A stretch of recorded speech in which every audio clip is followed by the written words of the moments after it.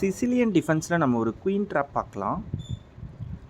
e4, e4க்கு c5, knight f3, knight f3க்கு e6, d4, c into d4, knight into d4, knight f6,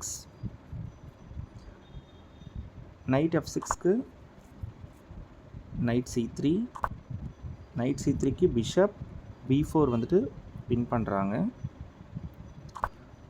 இதுக்கு e5க்கு knight d5,